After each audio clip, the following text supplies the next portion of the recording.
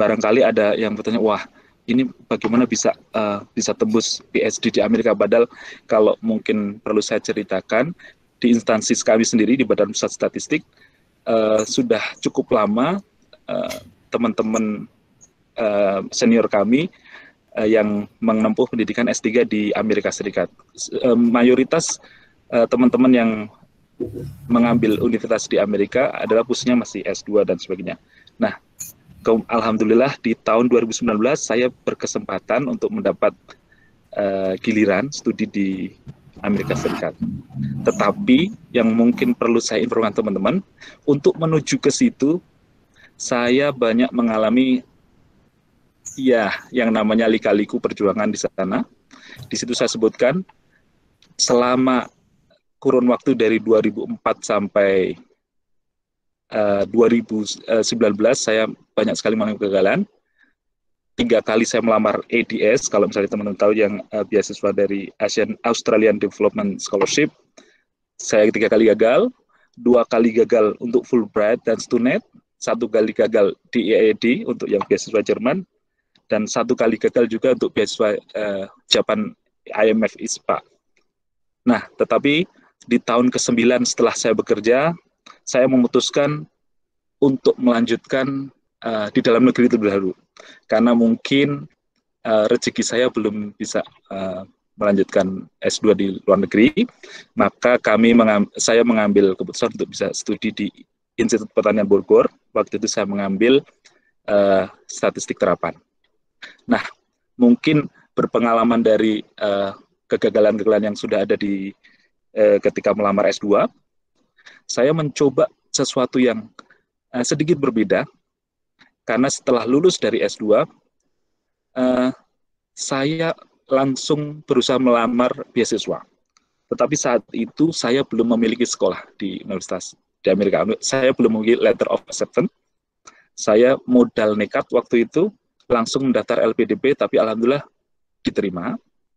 Tetapi permasalahannya, mungkin strategi saya kurang terorganisasi dan mungkin fokus saya juga kurang begitu bagus saat itu, sehingga meskipun saya sudah berusaha mendaftar di 6 universitas, 4 diantaranya memperoleh penolakan. Barangkali ada teman-teman yang bernasib sama seperti saya, berulang kali gagal, pengen sekolah luar negeri tapi tetap gagal. Nah, ada beberapa pelajaran yang bisa saya petik dari situ. Bisa dilanjut, Mas Ripto. Pada prinsipnya, ketika kita gagal, kita jangan pernah menyerah, karena barangkali setelah kegagalan yang kesekian kali, disitulah kita akan memperoleh keberhasilan. Nah, kemudian hal kedua yang mungkin menurut saya adalah penting ditekankan bagi teman-teman, kita harus tetap fokus pada tujuan, jangan terjebak pada rutinitas pekerjaan.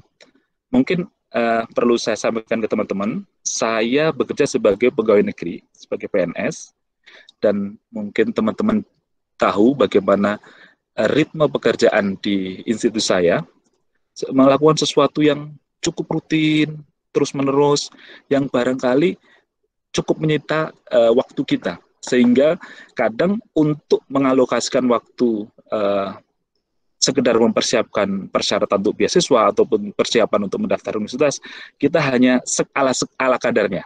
Nah, ini menjadi pelajaran penting bagi saya terutama, bagaimana saya harus keluar dari zona rutinitas tersebut, mengalokasikan cukup waktu untuk persiapan, sehingga bisa mencapai tujuan, bisa lanjut studi ke jenjang pendidikan yang lebih tinggi, yaitu PhD di Amerika. Nah, terus yang ketiga, hal yang perlu saya sampaikan, saya bagi ke teman-teman adalah, kalau kita melakukan sesuatu dengan cara yang sama yang berulang-ulang, tetapi mengharapkan hasil yang berbeda. Dalam hal ini, kita melamar dengan cara yang sama, kita menulis dengan statement of purpose yang sama, kita kirimkan ke berbagai universitas dengan cara yang sama, tanpa sentuhan yang berbeda, tetapi kita berharap untuk bisa diterima. Itu mungkin kalau kata Einstein, sesuatu yang gila, gitu kan. Kamu ingin mengharapkan sesuatu yang berbeda, kamu ingin sukses, tapi dengan cara yang sama. Itu kayaknya sesuatu yang gila. Nah, saya belajar dari situ. Setelah tadi 9 kali gagal melamar S2 di luar negeri, terus 4 kali ditolak universitas di Amerika, saya berpikir ini ada sesuatu yang salah dengan saya, dengan apa yang telah saya lakukan, gitu kan. Makanya saya berusaha berkonsultasi dengan teman-teman. Oh, kalau begitu harus ada yang diubah. Nah, dari situlah beberapa hal saya coba ubah, yang mungkin sari-sarinya akan saya sampaikan pada recap